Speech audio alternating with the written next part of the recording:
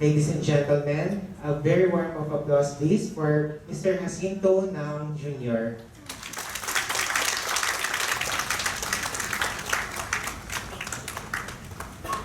Good morning, everybody. Good morning, Architect Royal. That was quite an impressive presentation. So I hope Architect Royal has able to excite all of you, because I think my presentation will be more like a lecture. In fact, I think I entitled it as a lecture, because Architect Reggie simply was inviting me for a leadership talk, and I said sure. And then he showed me the course outline. So he said, "Oh, there's a course outline." So I hope that I will be able to address the course outline for you. So. Yeah, so we have also some snacks going around, so I hope you do enjoy them too. So let me start off then. The task, I hope most of you can be able to see it. Unfortunately, I'm blocking your view of this side. But anyway, so the title is the Social Business Leadership, and the discussion that I was asked to do is to talk about how to be a great, effective leader in business. So honestly, I think this is a very tough question to answer, and hopefully in the next 1 hour and a half, we will be able to answer this. In my humble opinion, this is a most challenging question asked by many, including those we perceive and know to be great already. I certainly do not regard myself to be a great business leader. However, in leading a business organization, I have often pondered this question as my responsibility. Let me offer two answers, the short one and the long answer. So the short answer is, one will be a great, effective business leader by joyfully leading oneself and one's organization in excelling and achieving whatever it takes to be good, relevant, and compelling to the market without sacrificing anyone's soul. Instead, enriching all our souls more and together. If the rest of my discussion will be very difficult, then I offer you the short answer. So hopefully in the next chapter of your lives, and if business is something that you like to go into, then perhaps this one sentence can be your guide already.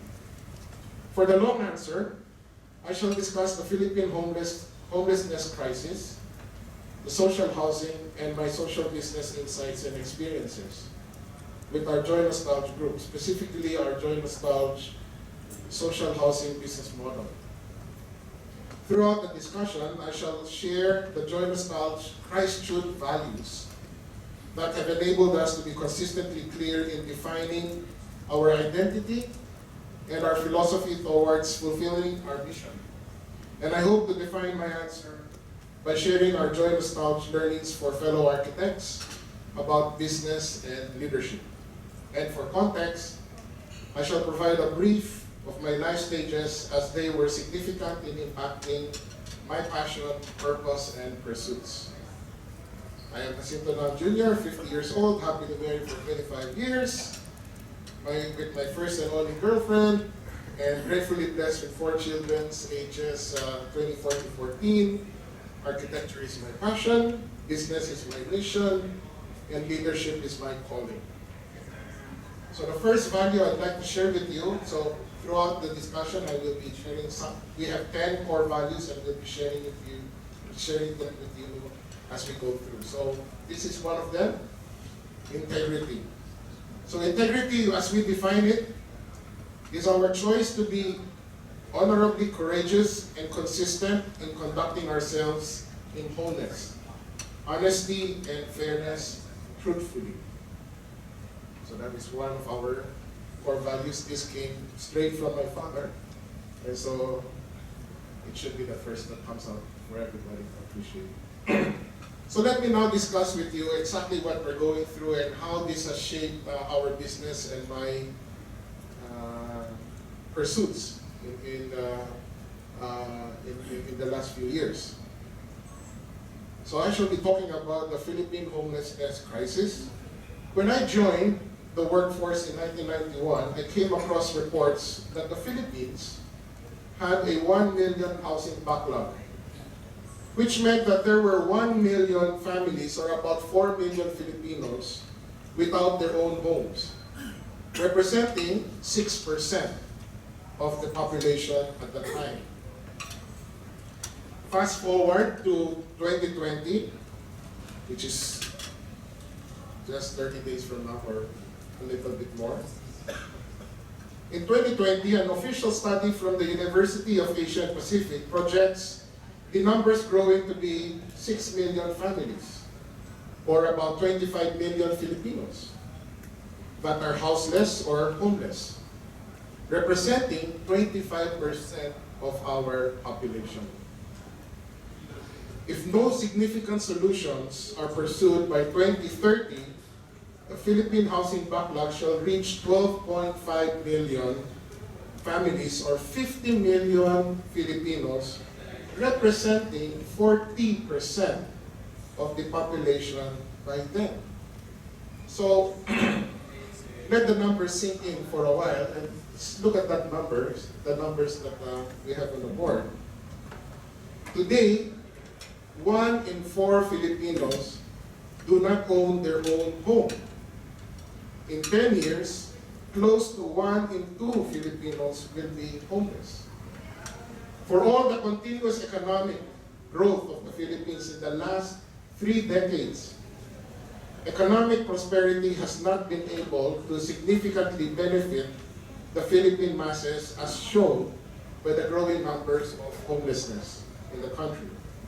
Clearly, we are facing a Philippine homelessness crisis, and unfortunately, it is a real crisis that is not existing in our national consciousness. Right? Homelessness, just to give you a better idea, is a catastrophic cyclical cause and effect for poverty. Without one's home, families cannot thrive as they strive with comfort, hygiene, safety, security, and dignity. The families are vulnerably exposed to the raw natural and social elements of weather, disease, and criminality. A Harvard study combined with personal observations has shown that homelessness leads to mental illness, substance abuse, familial estrangement, social estrangement, poverty, criminality, and spiritual emptiness. The poverty experienced by homelessness tragically promotes a downward spiral sense of surrender and abandonment, as homeless Filipinos may merely survive in the days in less than humane ways, with a painful erosion of family bonds and with an empty sense of dignity and hope for self and one another. In simple practicality, acknowledge the reality that it is excruciatingly distressing for a family to have a home without a house. A country will never truly prosper if its nation is hopelessly homeless. So let that sink in, and I hope that it's a grim reality, and I know, and I'm not going to sugarcoat it because it is what it is. And so I hope that it somehow sinks in, but in the meantime, here's a little bit of what we call this intermission, because we will have another value that we'd like to introduce, and this is unity. Unity is our choice to be ubiquitously one in soul, mind, and body, together as family, for others as community. aligned in diversity unanimously. So as I said, from time to time, we'll have a little bit of intermission, and I'll be introducing to you our core values. So this is the second, we have 10 of them. Right? See, this is the assignment given to me by architect Jacinto. That's the reason why I'm complying with the course outline. So I hope I'm meeting your expectations. Today, architect Reggie is my boss. So, a little bit of myself, if you don't mind. So, given the homelessness crisis, let's talk about my particular crisis now. Right? So enter me, the employee me. So after Xavier School in 1986 and UP RT in 1991, I was formally employed for 21 years until 2012. I worked in Taiwan in the late 80s to 1991 with the architectural firm of CYD and Partners and property developer HomeCo Group, the principal parties in the design and development of numerous residential, office and hotel buildings, including the 2004 to 2010 tallest building in the world, Taipei 101. And, you know, I apologize for this moment that I realized that I took this too much of a lecture and forgot to show you all the pictures. No? But hopefully you know what Taipei 101 looks like, right? It's so tall, you should have seen it from here. So anyway, in the Philippines, I worked with the Extraordinary Group in 1992 and started out as a draftsman and eventually grew my way to have organized and led a subsidiary, a residential property development company in 2000 called the Earth and Style Corporation, largely catering to the middle income market, offering houses from 2 to 6 million per unit. In 2007, the Joy Nostalgia Group was formed, and I was tasked to oversee the design, development, and management of this building, the Joy Nostalgia Center, which is a mixed-use building for a bank, office, and a hotel. And incidentally, Joy Nostalgia Center is also the only building in the Philippines designed by CYD and Partners. And so, with that, another value is our commitment. And so this commitment is a very important value that is starting to sink in my presentation, and should start showing you how the values are now impacting my actions as well as the actions of our company. So as far as commitment, our definition for that is, it is our choice to be purposely passionate and pious in pursuing the plenary performance of our pledges painlessly. In 2012, my world shook, and I had to leave and resign from formal employment due to the changes in shareholder business vision for the Extraordinary Group, resulting into its consolidation of its businesses. It was a period of great uncertainty, and I don't know if some of you can relate to this, as I found myself without the predictability of employment and the stability of a company. In a way, it's a midlife crisis kind of way, wherein I was somehow lost and I have to somehow find myself and make sense of the future. Grateful to my father's advice and support, I decided to be an entrepreneur this time and established Elan Vital Enclaves, a residential property developer once more to the middle income market, and launched our first project, the Nostalgia Enclave, in 2013. To start the business organization was deeply challenging, and even more difficult is to grow it. For the first 3 years, we struggled to be acceptable by the market, and profitability had to be sacrificed to compete in the market. Every day was a depressing struggle to put up a face of courage and motivate our people despite having little inspiration left inside. Graciously, our tenacity yielded goodness, and 2016, after 3 years, proved to be a pivotal year for stability and the beginning of growth, as we move from being a one-project developer to a portfolio projects company. And at this point, perhaps I'd like to introduce our most important value. If you cannot keep track of 10 core values, then maybe just have this one in mind. And this is a created word. We create in our company. We create a lot of words for ourselves. No, that's how creative our architectural units are. Not only do we design stuff, even words we design them. So this most important value to us is what we call the Christhood. In fact, it started out as an acronym for our values, but then we have decided also that the word itself is our value. It is our authentic choice to be spiritually Christ-like in our opportune way of life, for servitude and stewardship, with compassion in thinking with our hearts and feeling with our minds, for our love and light to radiate together for others, celebrating and bearing witness to the love of Christ, and to genuinely answer His call and will to love. Check. So I hope that this is something that you can take home and perhaps even to your own firms and to your own families, because this is indeed the one single value that has truly empowered our company to be where we are today, and we are in a good position today, thankfully.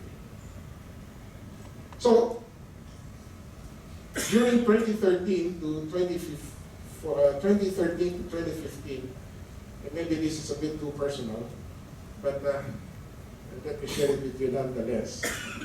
These were what I call the 3 dark years that made me reflect and reevaluate my life mission, as I have just reinvented myself to being my own business entrepreneur from 2 decades of being an employee. From a follower, I am now a leader. I wondered, who am I to be and where am I to go, coming from where I started and who I was then.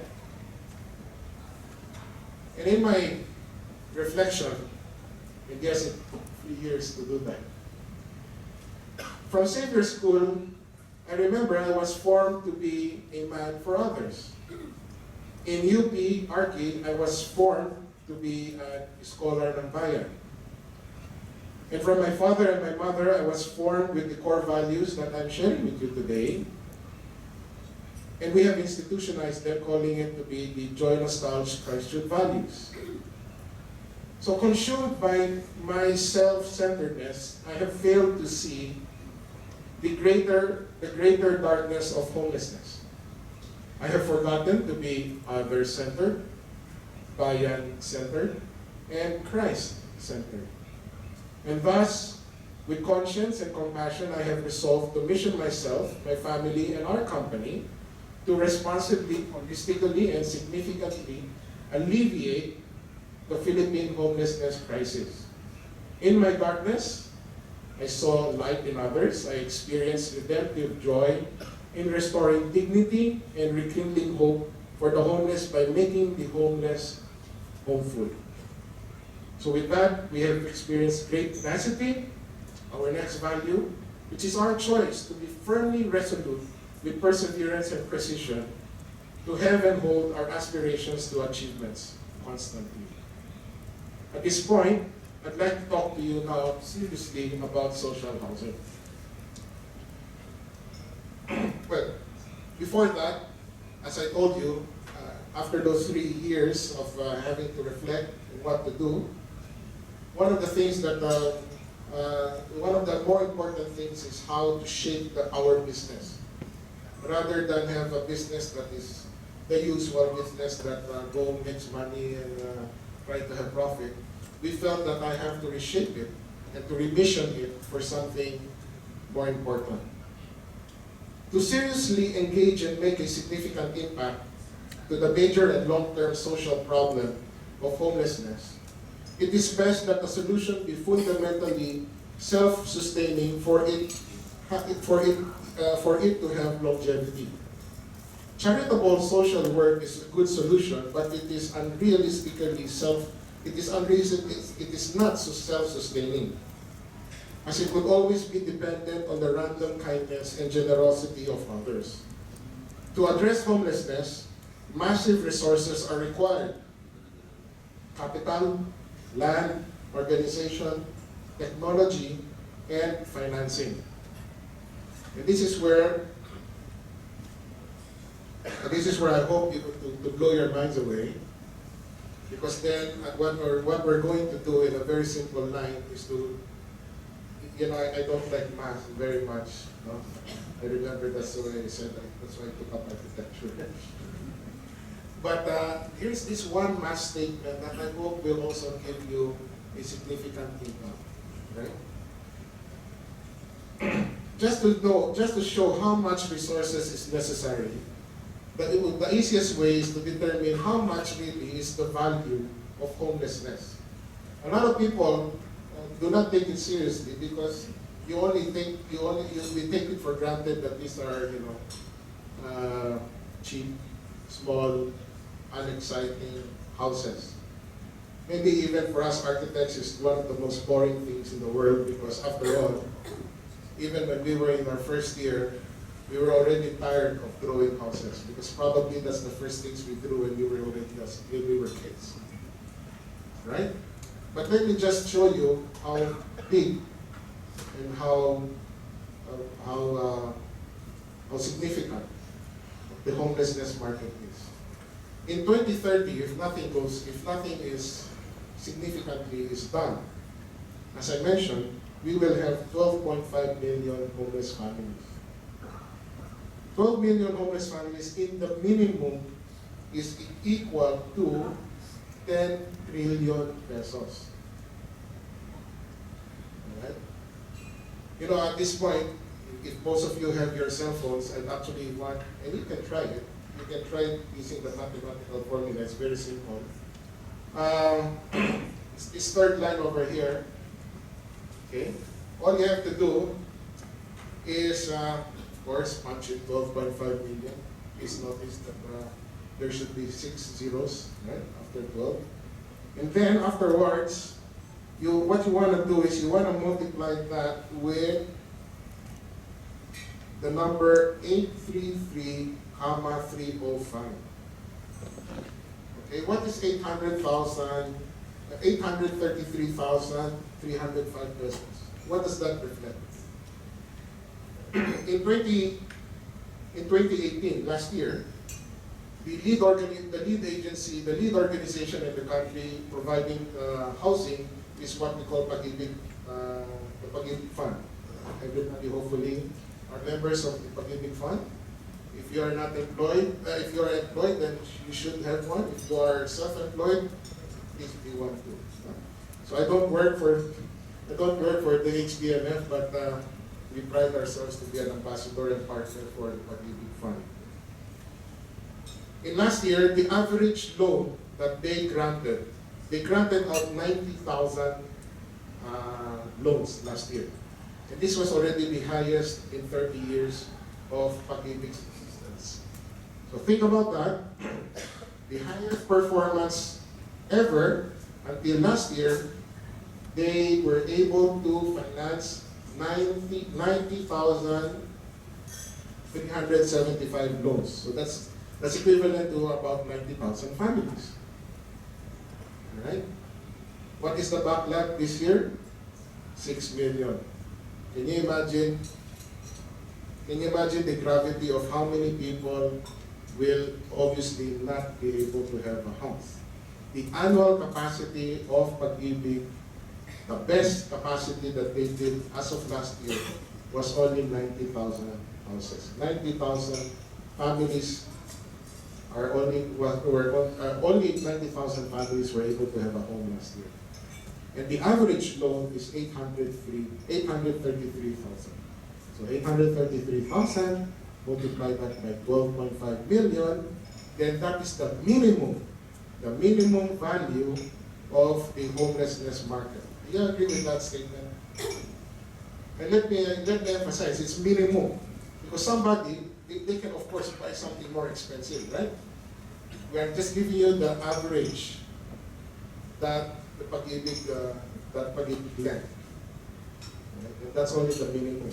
And that's already 10 trillion pesos, 10 trillion, 416 million, billion, 312 million, 500,000 pesos. So when you do that in your cell phones, please put it to landscape mode, because otherwise there will be a lot of exponents. And again, I took up architecture because I don't understand exponents. Anyway, so the solution must be a business solution. I have all respect for Kawat Kalinga, Habitat for Humanity. They're great. And people behind them are great. But the problem there, as I said, is that these are all charitable institutions that are reliant and dependent on the random kindness and generosity of people. It is not sustainable. It is not something that has longevity.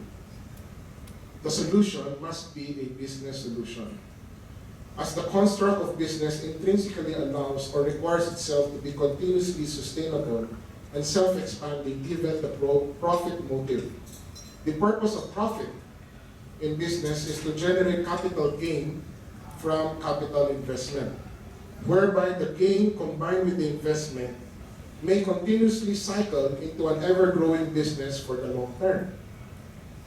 As such, the concept of a social business came to be, as I defined it, to be a socially purposed, profit-oriented business enterprise, an organizational entity designed and created for sustainability and longevity, to effectively engage, address, and solve a social problem. Furthermore, in the year of mercy, 2016, I applied the principles of social business to address homelessness and designed the Joy Nostal social housing business model. Mercy was indeed upon us, as we were able to launch our very first socialized housing in that same year, called the Pasinaya Homes. Socialized housing is the lowest price house and lot package, capped and regulated. For your information, what socialized housing is, no? Socialized housing, because you are designing fantastic buildings and you probably forgot this tiny structure, right? Socialized housing is the lowest price house and lot package, capped and regulated by government, and home buyer financing, financed by the Home Development Mutual Fund, or commonly known as PAG-IBIG. Currently, the price cap for socialized housing is 580,000 pesos. All right? So for those of you who are not able to go to Hong Kong, why don't you donate your budget for the handbag for your lovely wife, because that lovely handbag is already the cost of a socialized housing. In Hong Kong, in Manila, it's far less. So what is socialized housing?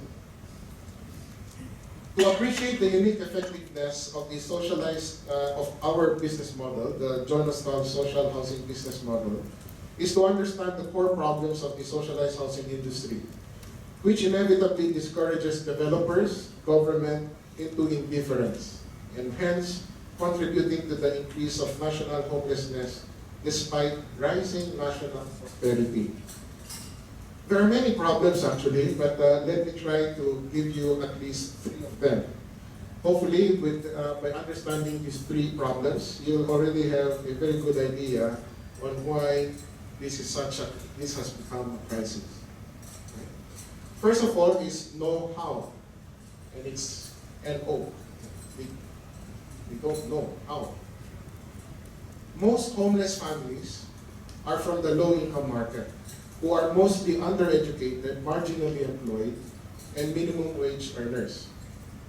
They are generally ill-prepared to purchase their own homes, lacking appropriate family home values, lacking adequate housing financing literacy, and overall, they lack preparedness to engage and commit to a typical pag-ibig long-term, 30-year housing mortgage.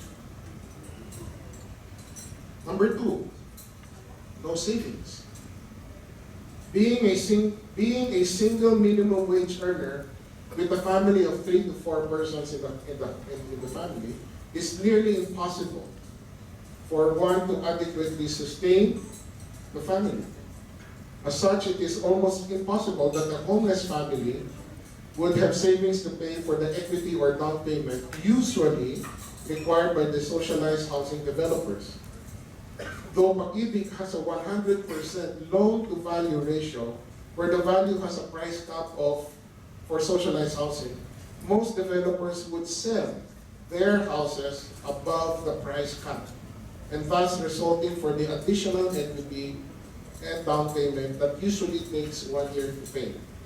Did you guys get that? Most of us, if we are able to experience borrowing money to buy our cars or to buy our houses, or the handbag for your lovely wife, you would probably go to a bank and borrow money, and they'll probably tell you that, okay, I'm going to lend you only a portion of the value of the collateral or whatever that is that you're buying. And so therefore, that's what they call the loan-to-value ratio, right? So generally, I don't know about cars, but properties generally, if you buy a condominium unit these days, generally the banks will say, okay, I will have a 80% loan-to-value ratio, which means that they will only lend you 80% of the value of the condo unit. Get it? In Pag-ibig, for the last 30 years, it has been a policy every single year that if it is a socialized housing unit, the loan-to-value ratio is 100%, which means that whatever is the price cap set by the government, then Pag-ibig will loan that amount 100%. No need for a equity down payment from the buyer. Are we all together here? Makes sense so far, right? So it is 100% loan-to-value ratio. However, in the last 30 years also, no developer was able to sell the house and lot, the socialized house and lot, within the price cap. So, they are selling above the price cap. The difference then therefore becomes an equity. So for example, in recent years, the price cap was at 450,000. Most socialized housing developer would somehow sell it for 480,000. Pag-ibig will only loan for 50, so there is a 30,000 equity. 30,000 equity for a minimum wage earner is almost impossible, to be paid out. And so, developers will say, okay, bayaran mo na lang ito na isang taon. So that 30,000 is paid across 12 months, around 3,000 pesos a month, thereabouts. Alright? Now please remember, these are people who are homeless, and they're going to pay 3,000 equity per month and not have the house yet, because please remember, that's just the equity, that's not the house entire value here. Meanwhile, they must be living somewhere, and most of the time they are renting, right? Either renting in dilapidated areas or in very crowded areas, right? So that is the phenomenon that we call double payment. You get it? No? I'm paying rental, but at the same time I'm paying an equity for the future house that I'm going to hopefully have. All right. I hope you start imagining how difficult it is to own a house from the point of view of the poor. Number 3, high cancellation. Given both preceding negative conditions, socialized housing sales and mortgages often results to very high cancellations. A typical socialized housing developer would sell the same house for about 6 to 7 times before having a permanent buyer. Pag-ibig too encounters costly cancellations of mortgages and would then impose forms of sanctions against the developers. As such, developers incur much more overhead and financing costs. And recovers the cost, how? Of course, by imputing it in their prices. And thereby creating making it even more expensive, right? And so, thereby creating a downward of a spiral of higher priced houses with prohibitive payment terms, and naturally an erosion of business profits and motivations. So now you know why nobody likes to do socialized housing.